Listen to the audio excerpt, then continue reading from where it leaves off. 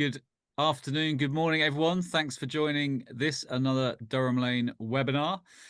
Today, our title is How to Fix a Broken Inbound Funnel, a live executive roundtable. And I'm absolutely thrilled and appreciate being joined today by Matt Reuter, Alex Gray, and Alan Gonsenhauser. So, guys, thank you for being with us. I'll let you introduce yourselves in a second, if I may.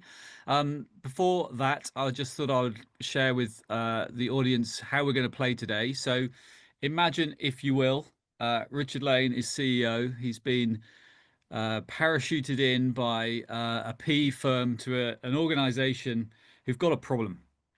They've got this isn't their only problem, but this is the one we're going to focus on today. They have inbound leads coming in, but sales are failing to follow up and convert those inbound leads into opportunities. So that's going to Alan, move on to you, if I may. So good morning and afternoon, everybody. I'm Alan Gonsenhauser. I'm CEO of Demand Revenue, which is my firm. I work with private equity portfolio companies. They bring me in either as an interim chief marketing officer or fractional chief marketing officer, and I also coach, mentor, and advise many CMOs or marketing leaders and help them, CMOs and also chief customer officers, with projects to help them grow more profitably.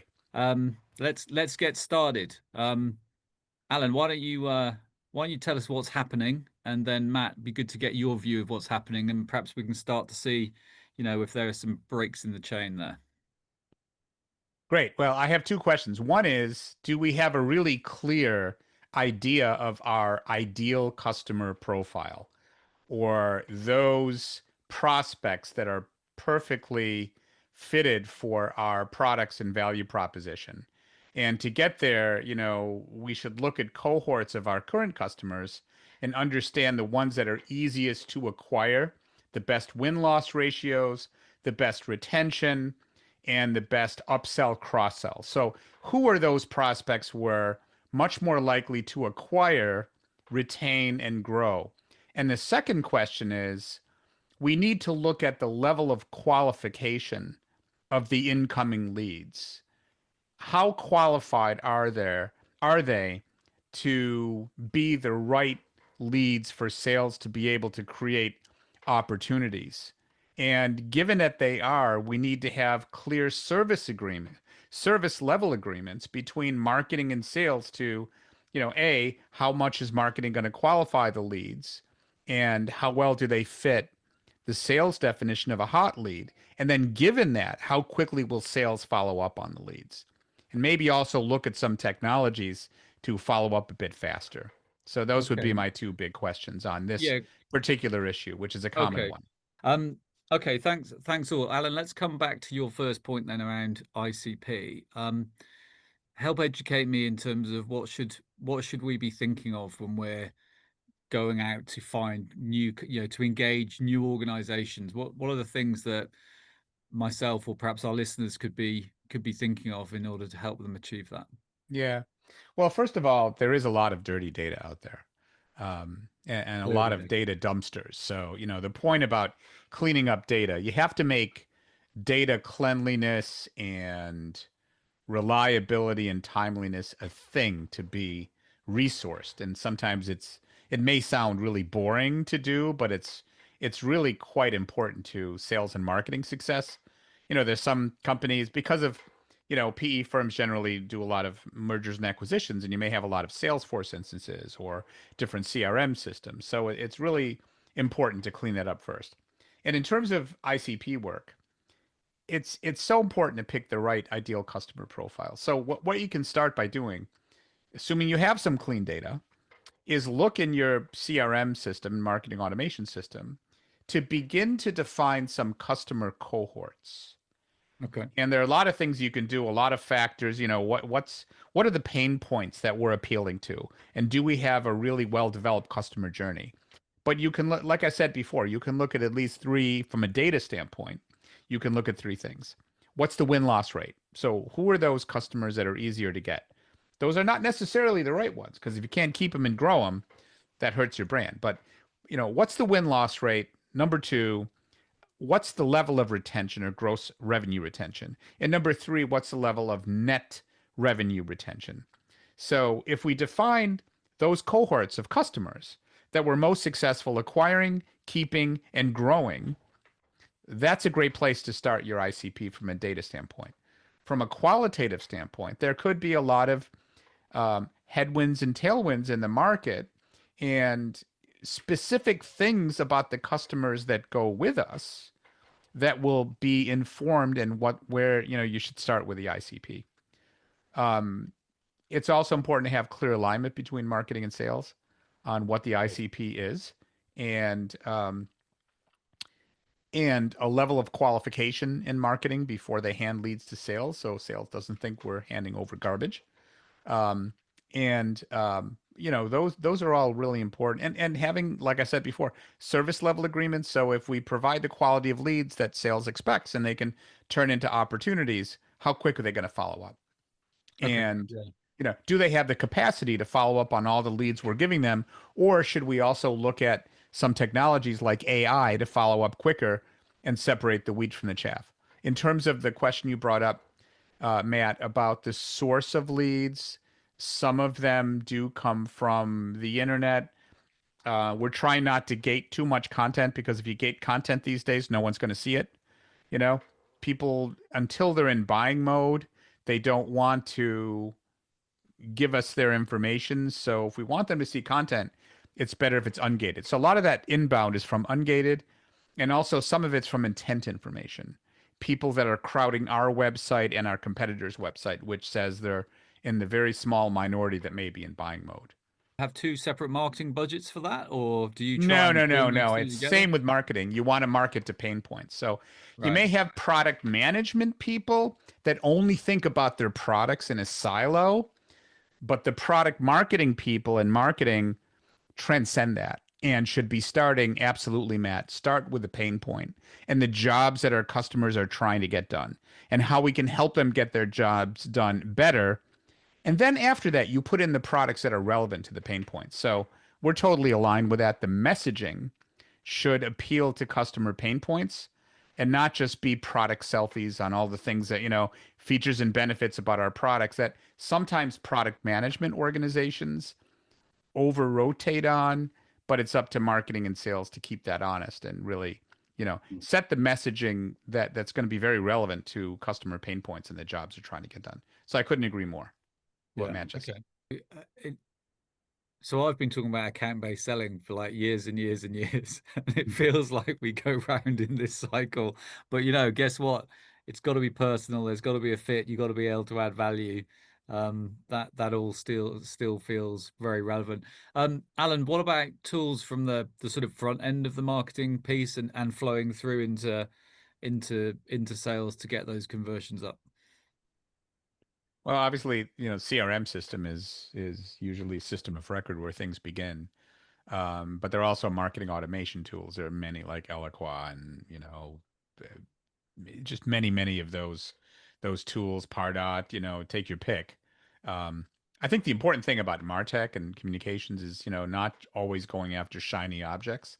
There are a lot of shiny objects out there, but really centering in on a few tools where you understand the value proposition and the payback, and tools that people are going to use, because it's easy to get a whole bunch of tools. But I'm not familiar with the one you mentioned, Matt, but there's so many tools now. I mean, doing video, for example, there's Opus Clips where you can take a video like this and and cut it up into multiples you can put on YouTube. That gives you more SEO juice and all those kind of things. So I think Martech's really important, but it's important to stay simple and not overburden yourself with technology, which can waste a lot of time.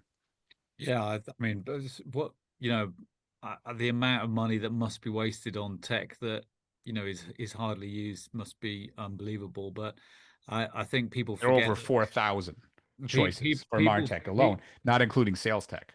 yeah, for sure. And I think people forget that there's a problem to be solved. They're looking at how do I, and I Yes. think this is the challenge, Alex, with AI. You mentioned it before. This is, I'm being told I need to buy some AI, so I'll go and buy some rather than what am I trying to solve? So you gave a great use case there where we can take huge volumes of data and very, very quickly investigate, interrogate it. And I think people often just buy because they've been told to buy or because it looks like it's the right thing to do. So let's take us back and just to all of our viewers. If you have questions that you'd like to ask the team, please submit them in. But we talked about qualifications, so I'm going to focus initially on Alan and Matt from this one. But talk us through the handoff. So Durham Lane, Durham Lane's often I call us the middleware that connects sales and marketing together. So we sort of exist in that space that typically is a bit of a challenge for organizations, which is that flow through. And I think qualification is a key part. So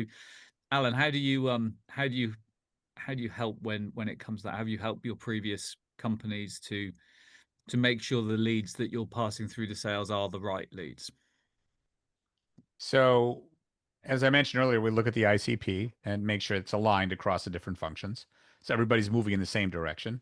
Yeah. Um, with one client, also a private equity portfolio company, I worked with both sales and marketing, kind of in between them, like Switzerland, saying, okay, sales, what's a perfect lead to you? What are ones you would love to get and would follow up on right away? Because they weren't following up in the same problem. They weren't following up fast enough. And once we define that, I then made sure that marketing was qualifying to that level as well. And given that marketing was qualifying to that level, we put in service level agreements, given certain types of leads and really hot leads, how quickly will sales follow up?